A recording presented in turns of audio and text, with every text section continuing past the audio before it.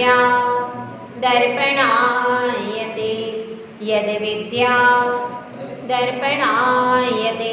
पंच परमेष्टि भगवान की, परम पूज्य आचार्य श्री आदि सागर जी महाराज की, परम पूज्य आचार्य श्री महावीर कीर्ति महाराज की, परम पूज्य आचार्य श्री विमल सागर महाराज की, परम पूज्य आचार्य श्री तपस्वी सम्राट सन्मति सागर महाराज की, परम पूज्य आचार्य गुरु सुंदर सागर महाराज की, अहिंसा में विश्व धर्म की, जिनवाणी माता की,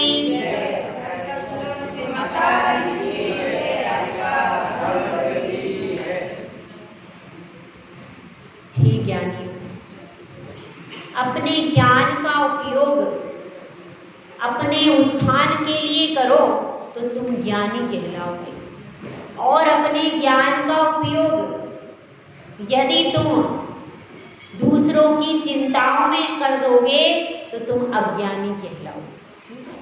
ज्ञानी और अज्ञानी में इतना सा ही फर्क है। क्या फर्क है भाई? इतना ही फर्क है कि ज्ञानी अपना जीवन, अपनी आयु, अपना चिंतन किसके लिए करता है? आत्मा के हित के लिए करता है, और अज्ञानी दूसरे लोगों की और शरीर के लिए चिंतन करता है। तो हम सब कौन बनना है? हमको हैं कौन बनना है? ज्ञानी बनना है कि अज्ञानी बन के रहना? अज्ञानी तो बने ही हुए, अज्ञानी तो बने बनाए, उसमें बनने की जरूरत नहीं। अज्ञानी तो सब जीव हैं और अनादिकाल से अज्ञान रूपी सागर में ही पड़े रहे। लेकिन अब कौन बनना है भाई? ज्ञानी ही बनना है हमको। तो ज्ञानी बनने के लिए जिनवाणी माता के आंचल में आते हैं। तो जिनवाणी माता हमको क्या सिखाती है? ज्ञानी बनने की कला कौन सी माता सिखाती है भाई? जिनवाणी माता ज्ञानी बनने की कला सिखाती है, और जो जगत की माता है वह अज्ञानी बनने की कला सिखाती है। वह जगत की माता कहती है शरीर स्वस्थ रखो, और पुत्र का, स्त्री का, इनका पालन करो, विवाह करो। ये कौन कहता है? जगत की माता। क्या कहती है? विवाह करो, और संसार के कुचक्र में फंसो। कौन कह रहा है? जगत की माता ऐसा कहती। कहा था ना कि आपको जब आपने विवाह करने का किसने बताओ, किस किस की माता ने कहा विवाह करो? किस की ने कहा? हमारी ने कहा। तुमने अपने आप कर लिया? तो उस जमाने में तो अपने आप नहीं करते थे। माता, सबकी माताओं ने समझाया बेटा शादी कर लो ताकि हमारे पीछे से बोझ हटे। हम भी बेटा तुमको कब तक खिलाएंगे, तुम बनाने वाली ले आओ तो हम झंझट से छूटे हैं, ऐसा कहते। तो वे सब क्या प्रेरित करते? कोई भी माता ये नहीं कहती कि जाओ बेटा मोक्ष मार्ग पर आगे बढ़ो और अपना भी कल्याण करो और दूसरों का भी कल्याण करो। ऐसा कोई माता ने कहा कि आप लोगों से एक माता किसी ने कहा कि अब जाओ बेटी, अब तुम जाकर किसी आर्यका माता जी के पास में चली जाओ, वहां पर अध्ययन करना, और अध्ययन करके क्या करना? अध्ययन करके दीक्षा लेकर अपनी आत्मा का कल्याण करना। मैं तो इस कुचक्र में फंस गई, अब तुम इस कुचक्र में मत फंसो। बताओ किसकी माता ने ऐसा कहा? बताओ एक आध नाम। नहीं कहा, सबने ये कहा हम तो चक्कर में फंसे ही हैं, तुम भी आओ और फंस जाओ। ऐसा उपदेश कौन देता है? जितनी भी संसार की माताएं हैं वो ये उपदेश देती है। एकमात्र जिनवाणी माता क्या कहती है? जिनवाणी माता यह कहती है कि हे ज्ञानी जीव, तेरे पास तेरा ज्ञान है और फिर भी तू अज्ञानी बनकर जगत में घूम रहा। जिसके पास हीरा नहीं हो वह कहीं परचूनी की दुकान पर, पंसारी की दुकान पर बैठ गया तो कहेंगे कोई बात नहीं, इसके पास तो कुछ है ही नहीं। लेकिन जिसके पास हीरे की खदान पड़ी है वह जाकर के दूसरे की दुकान पर बैठे तो क्या कहलाएंगे? वो ज्ञानी की अज्ञानी? नहीं, वो ज्ञानी है, वह अज्ञानी है। तो हम तो अपना विचार करें। हमारे पास अनंत दर्शन, अनंत ज्ञान और अनंत सुख की हीरे की खदान पड़ी है, और हम क्या कर रहे हैं? हम जाकर के पुत्र में, मित्र में, घर में, परिवार में, इसमें जाकर के दिन रात रुल रहे, और जिसका वियोग होता है तो बैठ के रो रहे, संयोग हो रहा है तो हर्ष बना रहे। हमारी अपनी हीरे की खदान पर हमारी दृष्टि ही नहीं है। तो हे ज्ञानियों, सब आप सब ज्ञानी हो, लेकिन ज्ञान की तरफ उपयोग नहीं लगा रहे, अज्ञान की तरफ पूरा उपयोग लगा हुआ है। तो अब जब अपन स्वाध्याय करें, उस समय जो अज्ञान दशा में उपयोग लगा है उसको कहाँ लेकर के आना भाई? यहाँ पर जिनवाणी माता जो सुना रही है उसको सुनना है। तो उसको सुनने के लिए अभी तक तो चर्चा चल रही भैया, सुनो सुनो सुनो सुनो। अब कार्य को करने की बात आ गई। अभी तक तो सिर्फ आपको क्या था कि हाँ ये व्रत का पालन करना, ये व्रत का पालन करना। अभी तक देने की बात नहीं आई थी क्या भाई? अभी तक देने की बात नहीं आई थी। तो अब देने की बात आ गई इसी। तो अब अकबर और बीरबल दोनों दरबार में बैठे। अकबर और बीरबल दोनों दरबार में बैठे थे। तो क्या हुआ? अकबर को तो कोई ना कोई खुरापात सूझती। तो अब उन्होंने प्रश्न पूछ लिया। किससे? सब सभा में प्रश्न पूछा कि देखो एक बात बताओ कि हाथों में बाल क्यों नहीं होते? क्या पूछा? हाथों में बाल क्यों नहीं होते? अब सब दरबारी चकरा गए। तो बड़ा कठिन प्रश्न है। अरे भाई स्वाभाविक रूप से नहीं होते, अब उसका क्या आंसर है? तो उन्होंने कहा नहीं, अब तो मुझे इसका उत्तर चाहिए कि हाथों में बाल क्यों नहीं होते। तो सब दरबारियों ने कहा कि महाराज वो तो स्वाभाविक रूप से शरीर का ऐसा परिणमन है, नहीं होते हैं।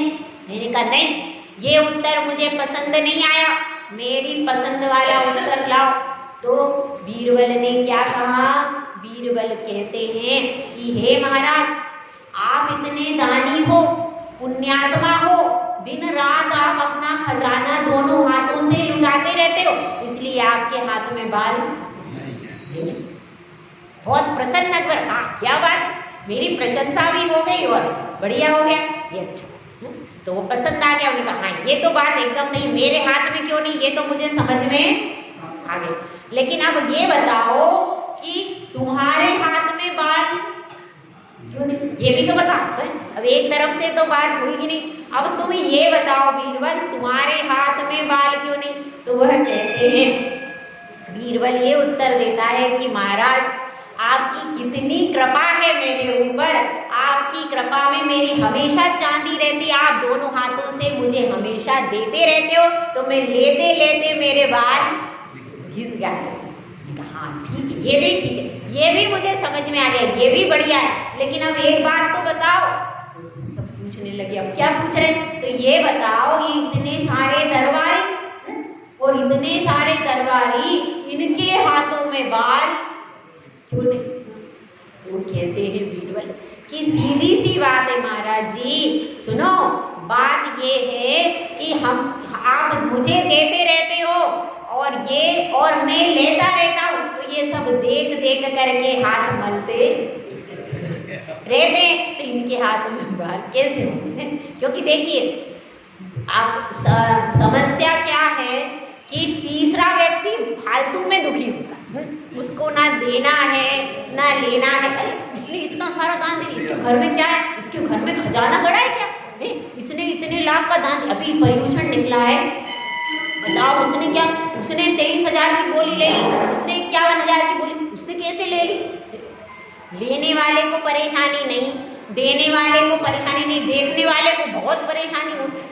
इसके घर में देखो, अरे तुम तो कुछ भी नहीं करते, ना तो कमाते हो, ना खाते हो, ना दान देते हो, देखो उसने 51,000 का दान दे दिया। अरे दूसरों के परेशानी चालू हो। तो ऐसा भी लोग करते, सामने वाले को कहते तुमने ऐसा कैसे दे दिया, इतना कैसे दे दिया, अब उसको कह के उसको ऐसा हो जाएगा कि बेचारा रुपया भी दे, ऐसा करते हैं लोग। तो अपने को यह समझना है कि दान का बहुत महत्व है, और जो यश फैलता है श्रावक का यश फैलता है दान के द्वारा और मुनि का यश फैलता है तप के द्वारा। समझ में आई बात? श्रावक का यश कैसे फैलता है? यदि वह श्रावक दानवीर है तो उसका यश फैलेगा, और यदि वह मुनि है, त्यागी है और वह तपशील है तो उसका यश जरूर फैले। उसको कुछ करने की जरूरत नहीं है। श्रावक अपना दान का धर्म निभाए और मुनि अपना तप का धर्म निभाए तो दोनों की यश कीर्ति अपने आप दिग दिगंत तक फैलती है। तो यहाँ पर दान का प्रकरण आया। कल नवदा भक्ति के बारे में कथन कर रहे थे, अपन को सबको समझ में आ गया नवदा भक्ति का प्रकरण? सबको क्लियर हो गया? कुछ पूछना तो नहीं है? और एक बात और है कि अब आप आहार देने बैठे, थोड़ा सा इसमें टॉपिक रह गया नवदा भक्ति में, आहार देने के लिए बैठे हो तो शुद्धि कब कब बोलना चाहिए उसको भी समझ लो। जैसे कि महाराज जी माता जी बैठे हैं या खड़े हैं जो भी हो, अब आप कहाँ से आए? अपने घर से आए, ठीक है? अपने घर से आए तो सबसे पहले पाँव अच्छे से धोना। ऐसा नहीं हो कि पीछे हमने जल्दी जल्दी फटाफट जरा सा पानी डाला और अंदर, ऐसा नहीं। व्यवस्थित पैरों को प्रक्षालित करना, व्यवस्थित पैरों को धोना, उसके बाद अंदर आना। अब अंदर आए हो आप, महाराज खड़े, क्या करना चाहिए सबसे पहले? सबसे पहले क्या करना चाहिए बताओ? सबसे पहले फिर हाथ शुद्धि करो, हस्त शुद्धि। और कदाचित ऐसा भी होता है कि वहाँ पर हस्त शुद्धि का सामान नहीं रखा है, अंदर रखा है, तो आप सबसे पहले हाथ जोड़कर अपनी पूरी शुद्धि बोलो, क्योंकि आप बाहर से आए हो। तो क्या करना चाहिए? और जो चौके वाले हैं उनको तो सबको मिलकर के जैसे ही आहार शुरू हो तभी चौके वालों को शुद्धि बोल देना चाहिए। एक बार समझ में आया? जैसे ही आहार शुरू हो उसी समय सबको या तो संयुक्त रूप से या फिर मिलजुल अलग अलग जैसे भी हो आहार के पहले सबको एक बार चौके वाले बोल लें। अब जो बाहर से आया उसकी क्या व्यवस्था है? बाहर से आने वाला व्यक्ति भी पहले शुद्धि बोले, ठीक है? और शुद्धि बोलने के बाद क्या करना है? फिर या तो आप पहले हाथ धो लो या फिर यहाँ व्यवस्था नहीं है, अंदर है या पता नहीं आपको, तो जैसे पहले महाराज मिले तो पहले ही नमोस्तु करके शुद्धि बोल दो। उसके बाद जाकर अंदर अपने हाथ धो लो। उसके बाद फिर पुनः आओ। अब आप पुनः आए तो क्या स्थिति बनेगी? पुनः आने के बाद फिर आप डायरेक्ट कटोरी नहीं पकड़ लेंगे, फिर आप दाता से परमिशन लो, क्योंकि आप बाहर के श्रावक हो, आपका चौका, आप दाता से पूछो कि हम आहार दे सकते हैं, उससे परमिशन लो। ऐसा नहीं कि दाता की वस्तु आपने, अब दाता दे रहा था, हटो हटो हटो, और अपना उसका पात्र ले लिया और आहार दे दिया, वो बेचारा टापता रह गया। ऐसा नहीं। आप आए हो, आप उससे पूछो और उससे वह जो कहना कि कौन सी वस्तु देना है, लाओ हम दे दें, कह देगा हाँ दे दो। फिर वो जो वस्तु दे दे वह वस्तु, या फिर वो कह दे कि भैया मुझे तो जानकारी नहीं है माता जी को कैसा कैसा आहार कराते हैं, आप बैठ जाओ, आप दे दो, तो आप दे दो, कोई दिक्कत नहीं। वो आपके हाथ में वस्तु दे दे, आप दे दो, लेकिन उसकी एक बार अनुमति से क्या होगा? वो स्वयं आपको वस्तु दे दे। जब आप उससे कहोगे तो वो स्वयं आपको वस्तु दे देगा और फिर वो खुशी से दे देगा। और आप अपनी इच्छा से आपने कोई वस्तु उठाई, अब वह वस्तु वह चाहता था कि मैं मेरे हाथ से दूं और आपने पूरी वस्तु दे दी, अब क्या होगा? अब उसको दुख होगा कि मैंने ये रसगुल्ले बनाए थे और वो भाई साहब आए पूरे रसगुल्ले दे दिए, अब मैं क्या दूं? मैं तो चाहता था कि मैं दूं एक रसगुल्ला, मैं नहीं दे पाया। तो ऐसी स्थिति। तो अपने को अगर अपन बाहर से आए हैं तो सबसे पहले क्या करना? सबसे पहले उसकी परमिशन लो और उसकी परमिशन करो। यदि माता जी बैठकर आहार कर रहे तो सबसे पहले आप बैठ जाओ, सामान नहीं पकड़ो। क्या करते हैं अब आप टिक्के बैठने की आदत है, हाथ में पहले कटोरी पकड़ फिर बैठ, तो क्या होता है उसमें कटोरी का सामान, कटोरी की दाल गिर जाए, माता जी के ऊपर गिर जाए अथवा आपसे ही हाथ से छूट जाए, ऐसा भी हो। तो पहले आप कटोरी मत पकड़ो। खड़े भी हैं महाराज, खड़े भी हैं तो भी पहले आप व्यवस्थित देखो क्या चल रहा है, कौन क्या लिए खड़ा है, एक नज़र जरूर देख लो। उसके बाद में फिर आप परमिशन लो, उससे पूछो क्या देना है और फिर व्यवस्थित दो। अपने सबसे पहले आकर के अपन तुरंत कटोरी पकड़ने की कोशिश करते हैं और चौके वाले भी ऐसा करते हैं। कैसा करते हैं कि आने के बाद क्या किया, तुरंत अब एक व्यक्ति बैठा, एक व्यक्ति उठ रहा है तो क्या करेंगे, कटोरी तुरंत दूसरे को पकड़ा दी। अब उसने शुद्धि भी नहीं बोली, अब क्या हो रहा है, अब वो दोबारा शुद्धि बोल रहा है तो क्या हो रहा है, कटोरी पर हाथ रख रहे हैं। ये सब अनुचित है, क्योंकि आपके मुख से निकले शब्दों से वह जो भोजन आप यहाँ ले आए, ऐसे यूँ आहार करते, हाथ में ग्रास लिया, शुद्धि शुद्धि, क्या होगा, वो पूरे आपके मुख से सारा ग्रास शुद्ध हो सकता है। ऐसा नहीं, पहले ही आप शुद्धि बोल लो, फिर उसके बाद यदि आपको बैठ के क्या करना पड़ता है, हाथ टिकाने पड़ते हैं, तो फिर हाथ धोने के बाद फिर कटोरी हाथ में पकड़ो।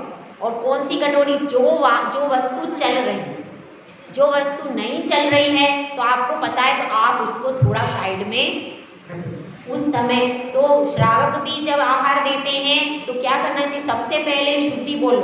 अब कोई व्यक्ति नया है, उसने अभी तक शुद्धि नहीं बोली तो उसको कटोरी नहीं पकड़ाने का। क्यों? क्योंकि वो अभी शुद्धि बोली नहीं। अब फिर माता जी तो शुद्धि के बिना ले ही नहीं सकते, महाराज माता जी, वो शुद्धि बोलेगा तो आपका सामान पूरा अशुद्ध हो जाएगा, होगा कि नहीं। तो क्या करना, पहले उससे कहो आपने शुद्धि बोली, उसने नहीं बोली तो पहले शुद्धि बुलवाओ, उसके बाद फिर उसको कटोरी देना चाहिए, ये विधि। और हम क्या करते हैं, पहले एक व्यक्ति उठा, अब उसने दूसरे को कटोरी पकड़ा दी, अब वो नया व्यक्ति आया था बाहर से, अब उसने शुद्धि बोली नहीं थी, फिर क्या होता है, फिर सारा मामला, फिर वो कटोरी रखे, फिर माता जी उसको इशारा करें, फिर वो शुद्धि बोली, उसमें क्या होता है, उसको भी डिस्टर्ब और अपने को। तो पहले ही हमको क्या विधि, एक व्यवस्थित विधि बना लो कि आते ही हम शुद्धि बोल दें, शुद्धि बोलने के बाद भी जो सामान नहीं, हमको अपना सामान अभी देना है, हमको शुरू में ही देना। अब रोटी चल रही नहीं, हमको सेब देना है, बीच में देंगे, उसमें क्या होता है, उसमें आहार का क्रम फूट जाता है, तो बाद में व्यवस्थित अनाज का क्या हो जाता है, नहीं होगा। अगर आपने एक बार अनाज का क्रम टूट गया तो फिर क्या होता है, फिर वो अनाज का क्रम ही भंग हो जाता है। इसलिए जो सामान चल रहा है उसी को अपने को चलाने का, जब तक उसका काम। तो अब इसमें देखिए और आगे बता रहे हैं, दान के बारे में ही पूरा प्रकरण आ रहा है। अपन एक बार और पढ़ लेते हैं श्लोक को। नव पुण्ये प्रतिपत्तिः सप्तगुण समाहितेन शुद्धेन अप्सूनारम्भाणां मार्याणामिष्यते दानम्। अब अपन ने नवदा भक्ति के बारे में समझ लिया था। अब बात यह चल रही है, यहाँ पर लिखा है सप्त गुण समाहितेन शुद्धेन। क्या लिखा है? 7 गुण से समाहित शुद्धि की पूर्वक आहार देता है। 7 गुण होते हैं दाता। कौन कौन से होते हैं, किसी को याद है भाई? चलो अब बताओ। पहला गुण है श्रद्धा। श्रद्धा मतलब जिसको वह दान दे रहा है, क्योंकि यहाँ पर जितना भी दान दिया जा रहा है उसमें पात्र कौन है, मैंने आपको बताया था तीर्थंकर मुनिराज। कैसे पात्र है? सर्वोत्तम है तीर्थंकर मुनिराज। उसके बाद कौन है? उसके बाद आचार्य परमेष्ठी, उपाध्याय परमेष्ठी, फिर मुनियों में भी रिद्धिधारी मुनि आदि जो हैं, और फिर सामान्य मुनि, वे सब किसके लिए, और फिर आर्यिका और छुल्लिका, और उसके बाद फिर कोई व्रती श्रावक हो सकता है। तो ये जितने भी पात्र हैं उसमें जो गृह त्यागी पात्र हैं वो हमारे लिए पूजनी वंदनी है कि नहीं? तो उनके प्रति श्रद्धा का भाव यदि नहीं है और हम आहार दे रहे तो फिर उसका कोई फल आपको नहीं। श्रद्धा का भाव होना चाहिए कि ये जिन शासन के गौरव हैं, इन्होंने घर का त्याग कर दिया, अब हमारे घर पर इनके चरण पड़ रहे हैं, ये हमारा सौभाग्य है कि हमें इनके हाथ पर ग्रास रखने का मौका मिल रहा है। ग्रहणसार में आया है, आपने उस साधु के हाथ पर ग्रास नहीं रखा, आपने उसे मोक्ष मार्ग दिया, आपने ग्रास नहीं दिया, क्या दिया? मोक्ष मार्ग दे दिया, क्योंकि उस ग्रास के माध्यम से वह दिन भर अपनी तपस्या में, त्याग में, जाप में आदि विविध प्रकार की धार्मिक क्रियाओं को संपादित करेगा और उसके द्वारा मोक्ष मार्ग की सिद्धि होगी। इसलिए आपने उसे मोक्ष मार्ग दे दिया। यदि आप आहार नहीं देते तो वर्तमान में शरीर की स्थिति ऐसी नहीं है कि साधु लंबे समय तक निराहार रह सके। हर साधु, कुछ साधुओं में है ऐसी कैपेसिटी, पर सब साधु में तो नहीं है। और तो इसलिए उस साधु को एक ग्रास भी आपने दिया है तो वह क्या दिया है? मोक्ष मार्ग। ऐसा रेणसार में आचार्य कुंद स्वामी ने लिखा है। वह भी रेणसार भी आधे में श्रावकाचार है और आधे में मुनि का आचार है। ऐसा बहुत सुंदर ग्रंथ है रेणसार। तो अब अपनी बात चल रही है श्रद्धा की। हर प्रकार से श्रद्धा होना चाहिए जिसको आप आहार दे रहे हैं। यदि आपकी श्रद्धा में कमी है तो फिर अपन ऐसे ही दे रहे, भैया कमेटी वाले पीछे पड़े हैं, लगा लो ना, सो लगा लिया, अब क्या है महाराज, अब आ गए हैं तो दे देते हैं। भावना नहीं, ऐसे ही देखा देखी में, क्या हुआ तुम कैसे आज चौके में आ गए? अरे आज वो सहेली के यहाँ लग रहा तो मैंने सोचा चलो दे आऊं, क्या करना है, ऐसे आ गए। ऐसे ही कोई देखा देखी में, वो पड़ोसी को पता है तुम्हें रोज चौके में चली जाती है, इसलिए मैं आज जा रही। क्यों जा रही? पड़ोसी जा रही थी चौके में, उसकी देखा देखी ईर्ष्या बुद्धि से। ये क्या है? यह श्रद्धा नहीं। ऐसे कुछ लोग होते कि उनकी श्रद्धा नहीं होती फिर भी चौके में आकर के दे दिया अगर किसी ने तो उनको फल पूरा। सही श्रावक तो कौन है? जिसके अंदर पूरी श्रद्धा हो कि ये मोक्ष मार्ग, ये हमारा जो पुण्य है वह पुण्य दो ही क्रिया से बढ़ता है, एक पूजा और एक दान। और आहार दान से सबसे ज्यादा पुण्य बढ़ता है, क्योंकि आप पहले दिन से तैयारी कर रहे और दूसरे दिन भी तैयारी कर रहे। और श्रद्धा में कैसा होना चाहिए? जैसे आपके यहाँ बताओ कोई आचार्य परमेष्ठी आए और बहुत सारे चौके लगे, 10-15 चौके लगे। अब सब चौके वाले क्या चाहते हैं? पहले दिन आचार्य परमेष्ठी मेरे चौके में आ जाए। सब यही चाहते हैं, क्या सही है कि नहीं? सब चाहते हैं भैया पहले दिन आ जाए और सबकी भावना है। अब 15 चौके लग रहे हैं, अब आचार्य श्री क्या करेंगे? कितने में जाएंगे भाई? एक में ही जाएंगे, एक में ही जाएंगे। और फिर आचार्य परमेष्ठी तो उनकी कुछ ना कुछ विधि भी होगी, तो अपनी विधि के अनुसार जिस चौके में उनकी विधि मिलेगी उसमें जाएंगे। तो अब क्या होगा? तो अब सबने क्या किया? भावना क्या भाई? आचार्य परमेष्ठी का आहार हो, भावना तो भाई, लेकिन यह बिल्कुल भावना गलत है। क्यों? आपको भावना क्या भानी थी? भावना तो यह भानी थी हम पड़गार के लिए आए हैं, जो भी अतिथि आएगा, जो भी साधु आएगा, चाहे छुल्लक आए, चाहे छुल्लिका आए, चाहे कोई भी आए, कोई भी साधु हमारे यहाँ आहार करने आए, ये भावना। किसी का पर्टिकुलर नाम लेकर के चौका नहीं। अगर हम नाम लेकर के सोचेंगे नहीं हमारे यहाँ तो आज वो ही आना चाहिए, तो फिर क्या हो गया? वह आपको उसका दोष लग जाएगा। ये दोष है आपका श्रावक। और हमको अगर पता चल जाता है तो हम तो वहाँ जाते हैं, ठीक है? तो ऐसा अपने को समझना है कि अपने को नाम नहीं लेना किसी का। अपने सिर्फ अपनी भक्ति क्या है? अपना पड़गान करो और सबके लिए, पूरे संघ के लिए, जितना भी संघ, यदि आपके पास 25 साल, 25 के लिए भावना भाव कि हे प्रभु हमारे गांव में जितने साधु हैं सबका निरंतराय आहार हो जाए और हमारी तो ऐसी शक्ति हो हम 25 का आहार करें। 25 के लिए भावना भाव, 25 साधु हमारे चौके में, ऐसी भावना भाव। लेकिन ऐसा नहीं, क्योंकि देखो जितने भी साधु त्यागी हैं सब कितनी बार खाएंगे? छुल्लक होंगे तो कितनी बार? नहीं, छुल्लक 2 बार खाते हैं। छुल्लक छुल्लिका भी यदि अपने यहाँ आ गए तो ऐसा नहीं सोचना क्या कि अरे ये तो हम तो आचार्य श्री के आज पूरा सामान बनाए थे, अब देखो आए नहीं, वो छुल्लिका आ गई। ये श्रद्धा में आपके लिए क्या हो गई? कमी हो गई आपकी। और क्या? संतुष्टि। श्रद्धा तो इसके साथ ही तुष्टि, दूसरा गुण क्या है? तुष्टि। तुष्टि कैसे होना चाहिए? संतोष। हमारे चौके में जो आया है वही हमारे लिए अब सब कुछ है। पहले उसको, अब क्या करते हैं, अब छुल्लक जी कभी आ गए चौके में तो क्या करना, पूरे लोग कहाँ चले आएंगे? आचार्य परमेष्टि को आहार देना। हमने आज उनके लिए पूरी व्यवस्था करी थी, हम जा रहे थे और एक को बिठा दिया छुल्लक जी के पास। सब देखा है हमने भी, है? एक को तो छुल्लक जी के पास में बिठा दिया है और सब लोग पूरे चले गए आचार्य परमेष्टि आहार देने। यह संतोष गुण नहीं है।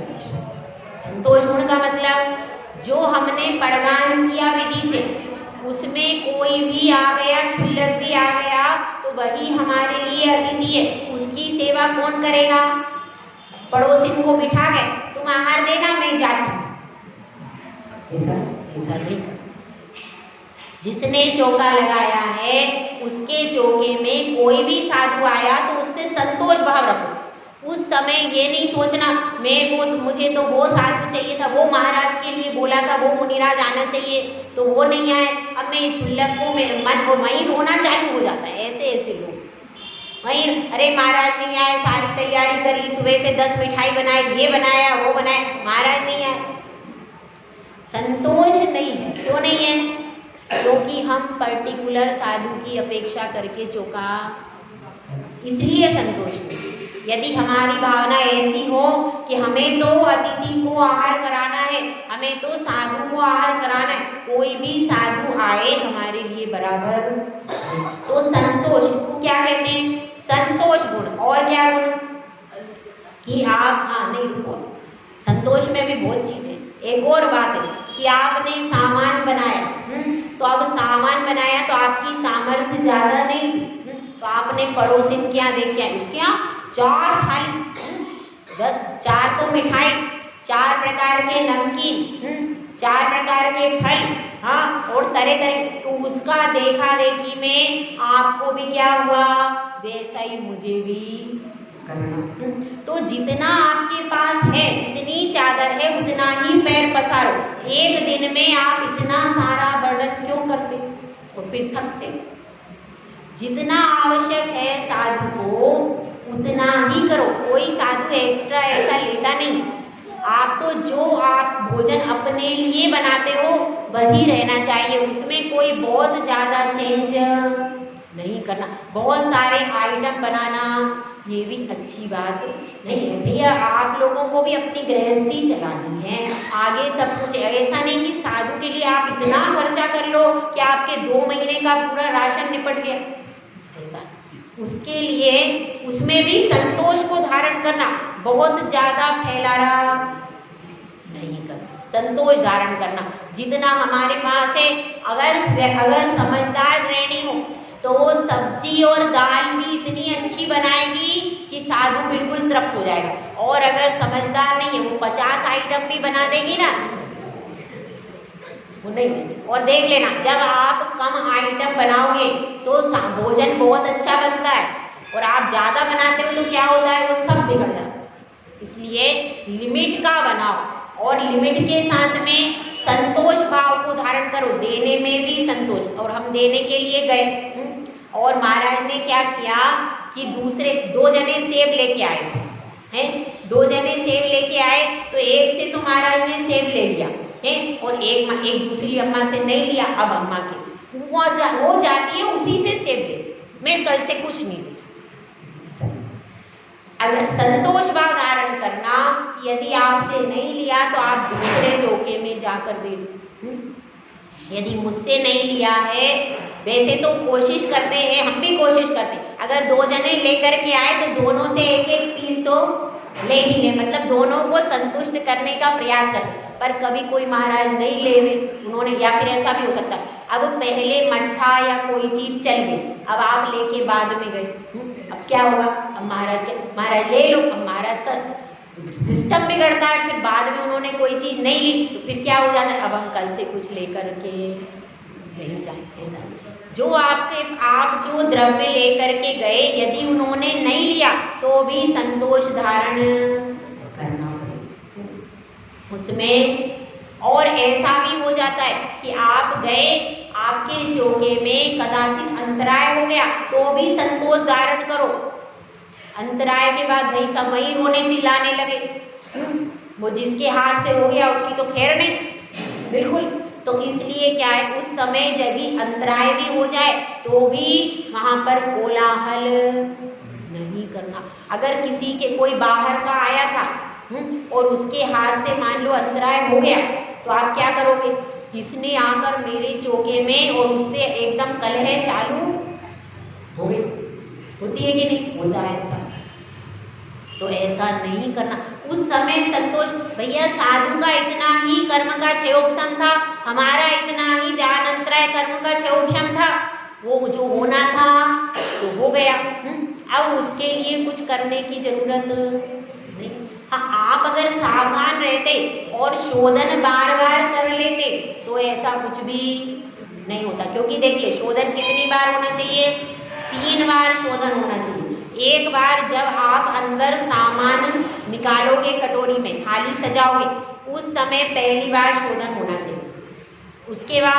उसके बाद जब थाली रख दिए तो साधु अभी अपने हाथ धो रहे हैं, भक्ति पढ़ रहे हैं, उस समय एक बार और पूरी थाली चेक कर, ठीक है।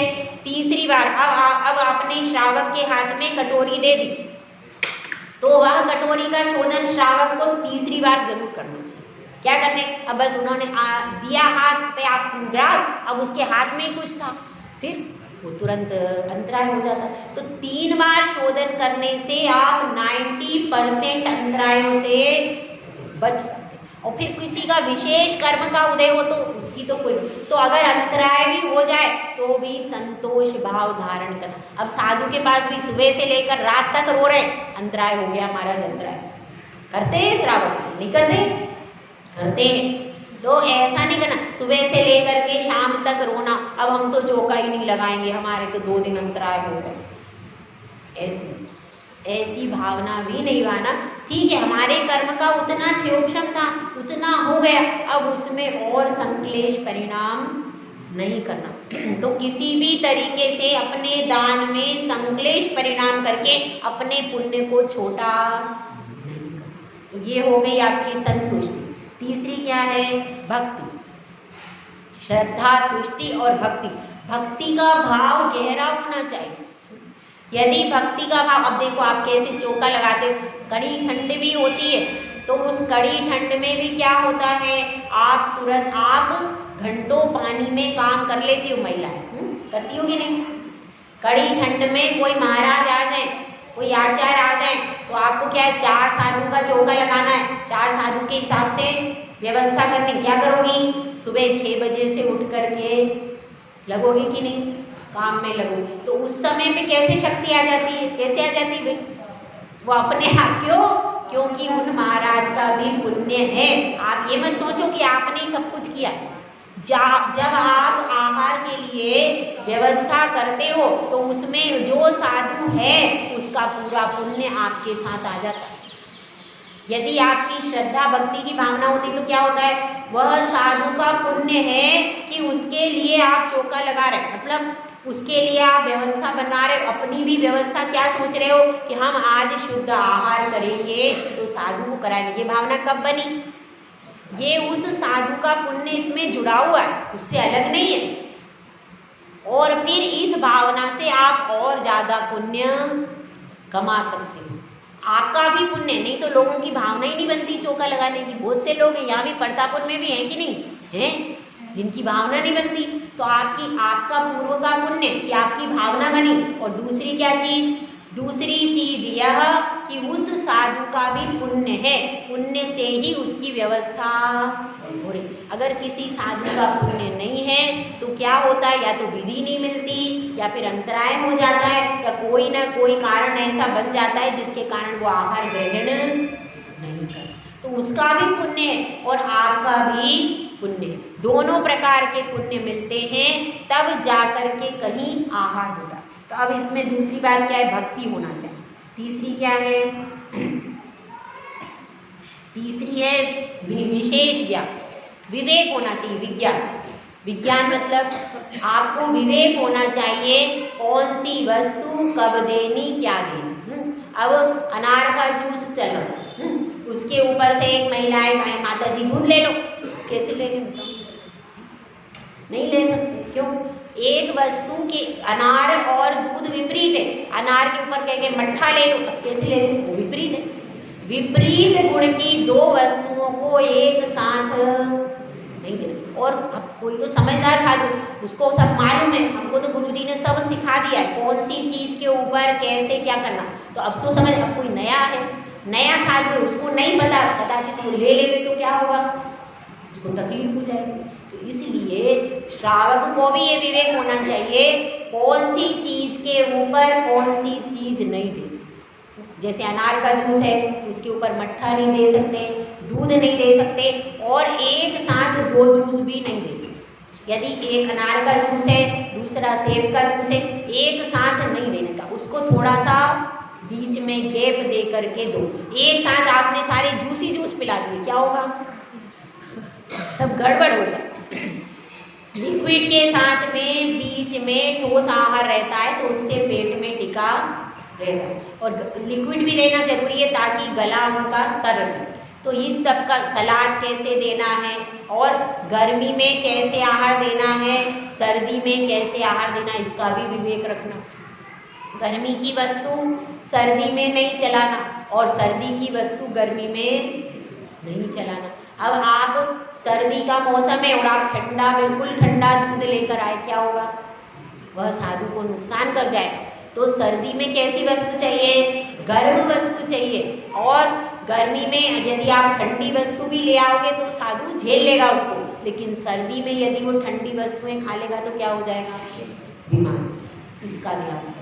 गर्मी में तो चल जाता है, गर्म आप कभी सामान नहीं भी गर्म है तो साधु ले लेगा, लेकिन अगर आप सर्दियों में ठंडा सामान दे दोगे तो साधु को क्या हो जाएगा? वात पित्त कफ का प्रकोप बढ़ जाएगा और वो बीमार हो जाएगा। इसीलिए ध्यान रखना है कि किस समय पर कौन सी चीज देनी और क्या बनाना है, कैसे पदार्थ। अगर बहुत ज़्यादा गरिष्ठ पदार्थ आपने साधु को दे दिए तो भी उसके लिए परेशानी का कारण बनेंगे, और बहुत हल्का भोजन करा दिया जिससे सामने मान लो शायद चावल ही दे दिए बस, वो कुछ नहीं दिया, तो हल्का भोजन रहा, उसको फिर से शाम को क्या हो गया? शाम को उसका पेट खाली हो गया। तो बहुत हल्का आहार भी नहीं कराना और बहुत भारी आहार भी नहीं कराना, व्यवस्थित पूरा क्रम से ऐसा कराना कि जिससे कि साधु निर्विकल्प होकर अपनी ज्ञान ध्यान तप की साधना कर सके। ये क्या हो गया? इसको कहते हैं विवेक। ये विवेक किसको होना चाहिए? श्रावक को, कि कब बनाना, कैसे बनाना, क्या बनाना और क्या देना और किस क्रम से देना, ये सब विवेक होता है। उसके बाद क्या है? अलुब्धता, लालच नहीं करना। अरे महाराज का हार करा लो, अरे तुम्हारे घर में धन बरसने लगेगा, एक बार तुम समझते क्यों नहीं हो भाई? धन बरसने लगेगा, तुम कराओ तो सही। अच्छा ऐसा होता है? चलो ठीक है करा लेते, सब अच्छा हो जाएगा। हाँ हो जाएगा तुम एक बार। तो क्या? लालच से कि मैं अगर साधु का आहार कराऊंगा तो मेरी धन संपत्ति चौगुनी बढ़ जाएगी, इस लालच से क्या किया? चौका रखा। तो क्या होगा? ये क्या है? ये लोभी प्रवृत्ति। लोभी प्रवृत्ति नहीं रखना कि हम आहार कराएंगे तो इसके बदले में हमको कुछ संपत्ति मिल जाए, वो तो मिलेगी, ये निश्चित है। जिस जिसके घर में साधु के चरण पड़ते हैं उस घर में कभी कोई कमी नहीं रहती, तो नियम है। लेकिन इसका मतलब ये नहीं कि आप पहले से सोच लो कि हमारे घर में सब कुछ बढ़ने, इसके लिए मैं आहार दे रहा हूँ, ऐसी भावना।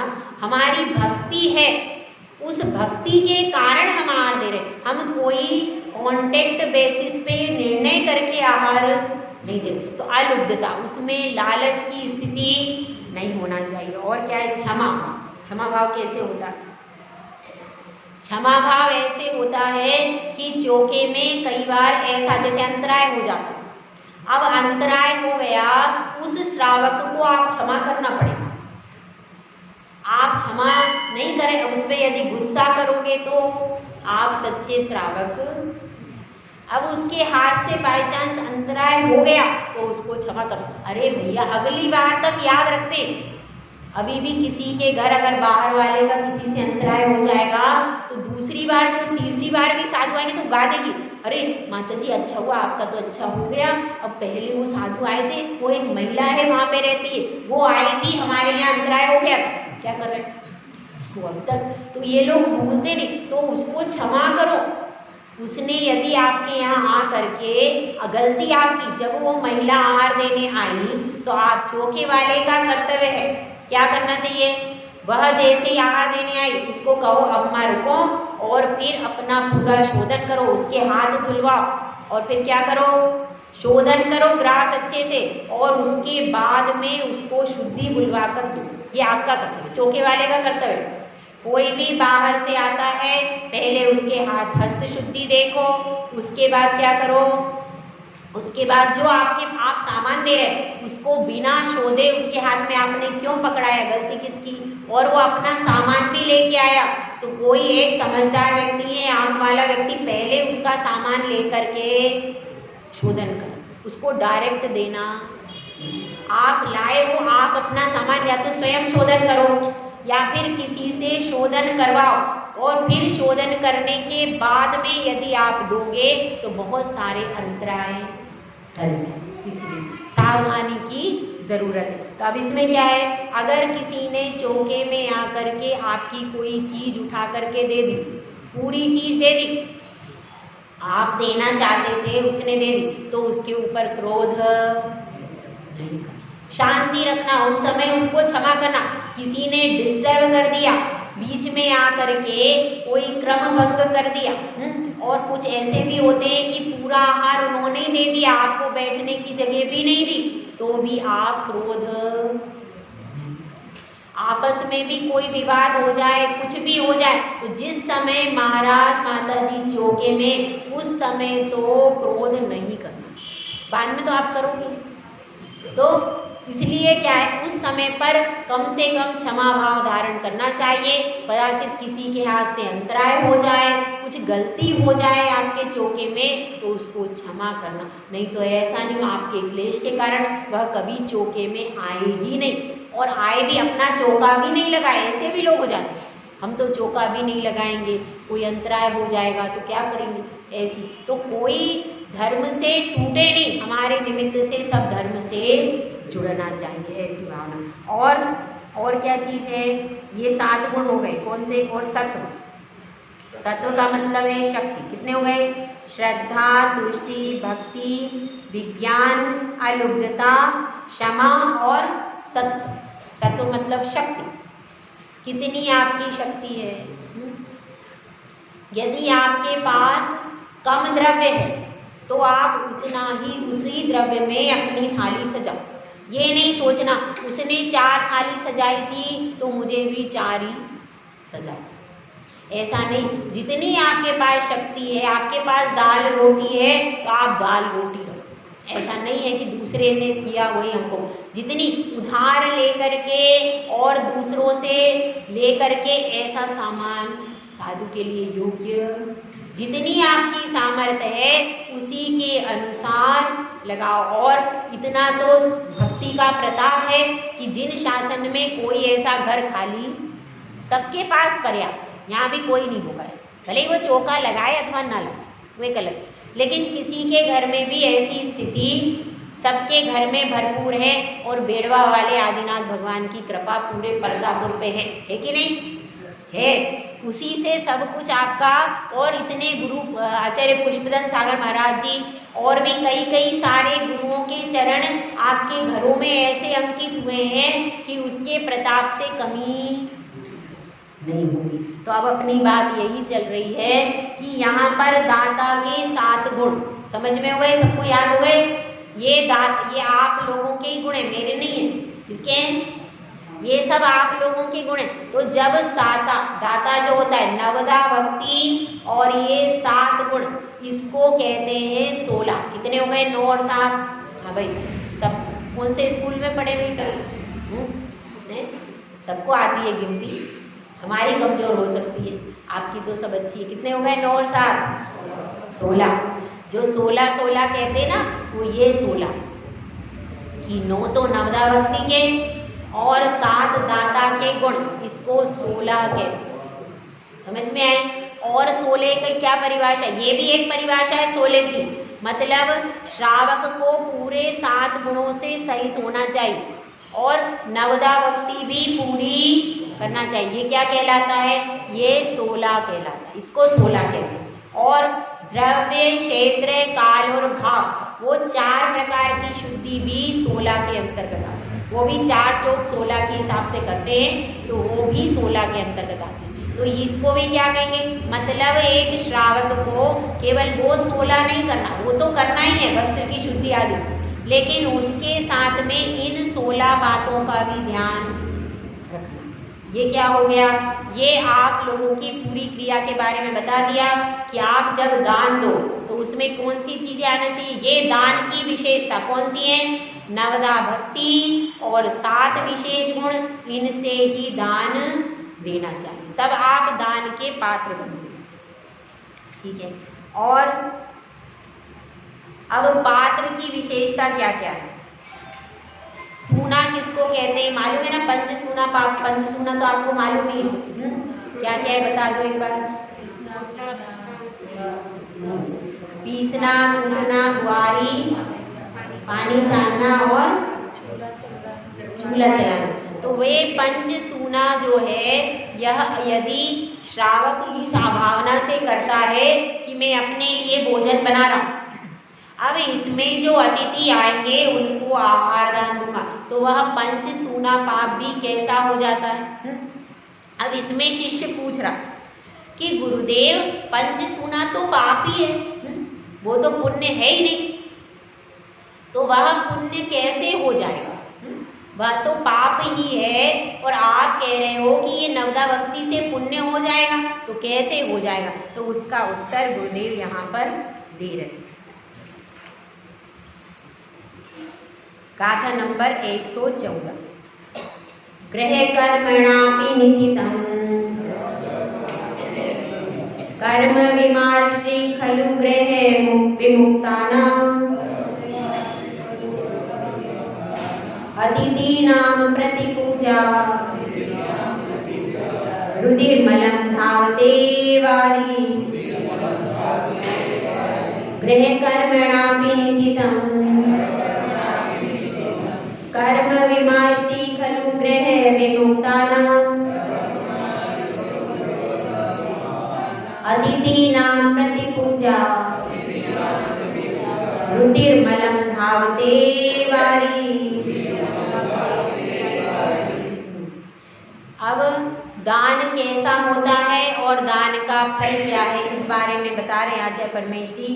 जैसे लिखा है रुधिर्मल धावते वारी, जैसे जल को, हाँ, जैसे जल खून को धो देता है, लिखा है ना, अलम यानी जैसे, वारी मतलब जल, रुधिरम यानी खून को, धावते यानी धो देता है।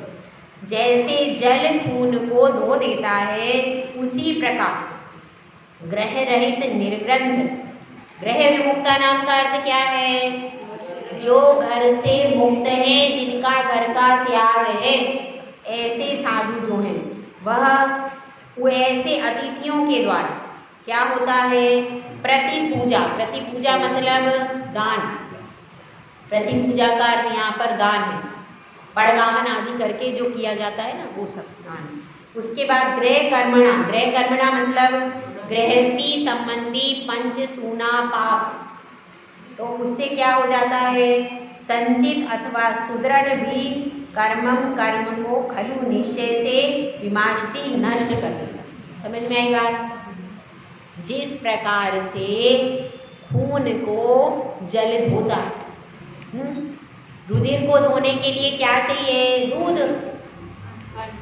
जल के अलावा और किसी चीज से वो नहीं धुलेगा, ये पक्की बात है। आप भले एक्स्ट्रा में साबुन ले आओ, वो ले आओ, लेकिन अगर जल नहीं है आपके पास तो धुल सकता है।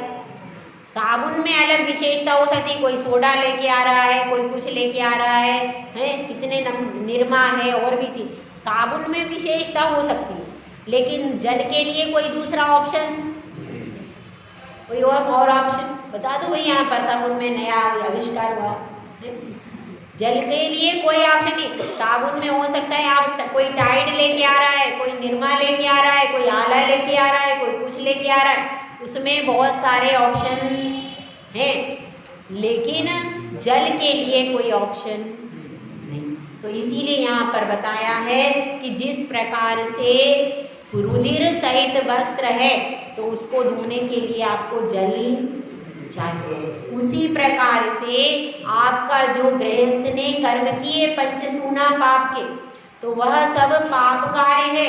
उस पाप कार्य को धोने के लिए क्या चाहिए? दान चाहिए।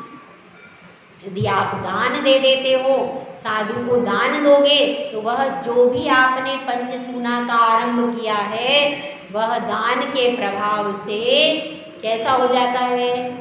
धुल जाता है। जैसे कि कपड़े पर पानी डालने से वह रुधिर रहित हो जाता है, ऐसे आपने जो पाप किए हैं वह सारे पंचसूना पाप भी उससे तुरंत नष्ट हो जाते हैं। इसलिए कहते हैं कि दान कब देना चाहिए? प्रतिदिन।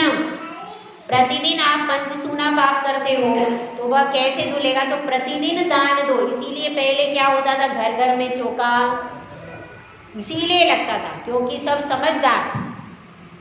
अब आप लोग ज़्यादा समझदार, तो पहले इसीलिए चौका लगाते थे और घर में ही सब चौका लगता ही नहीं था।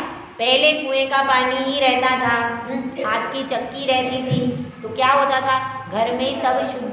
और वस्त्र भी क्या रहता था, एक महिला अलग से वस्त्र पहनकर चौके के अंदर जाती थी। जिसको भी जाना है वह वस्त्र परिवर्तन करके ही चौके में, बाजार आदि के वस्त्रों से तो भोजन ही नहीं होता। तो ये पहले चौके में अपने आप शुद्धि रहती। सोले का ही भोजन बनता था, पहले बनता था कि नहीं बनता था, शुद्ध भोजन बनता था। तो उसमें क्या होता था, उसके कारण फिर अलग से कोई ज़रूरत ही नहीं थी। जैसा भोजन उन्होंने बनाया है वही साधु को दे देते थे, कोई परेशानी नहीं थी। तो उससे उनके रोज जो आप पाप करते थे वो रोज का रोज धुल जाता था। और फिर उसमें पुण्य का अर्जन भी बढ़ता रहता था। लेकिन अब क्या स्थिति है, अब तो बारी बटी हुई है, बारी बटी हुई है, जिसकी बारी आएगी लगाएगा। सब जगह यही सिस्टम हो गया, सही है। अब तो सिस्टम यही हो गया है कि हर जगह बारी के आधार पर ही, हर गांव में यही सिस्टम हो गया। हर जगह पर जिसकी बारी आती है उसी हिसाब से आहार कराया जाता है। तो अब इसमें बात यह चल रही है कि यह आपको दान का फल बताया कि आपने जो जो पाप कर्म किया है वह सारा पंचसूना जो पाप है वह पाप कैसे धुलता है? दान देने से ही धुल जाता है। और इस पाप को धोने के लिए कोई दूसरी व्यवस्था नहीं। तो इससे ये समझ में आ रहा है कि दान देने से कितने फायदे, और किसी भी क्रिया से हमारा पाप, दो ही क्रियाओं से हमारा पाप धुलता है। कौन सी क्रिया है? दान और पूजा। और देखिए आप लोग लेट आते हो, मेरा टाइम आप लोग बताओ, क्या टाइम है मेरा बताओ, कितने बजे तक बोलूँ बताओ। आप लोग आते हो 9 बजे तो शुरू हो पाता है, ठीक है। अब मैं कब तक बोलूँ, कब तक आप सुन सकते हो बता दो।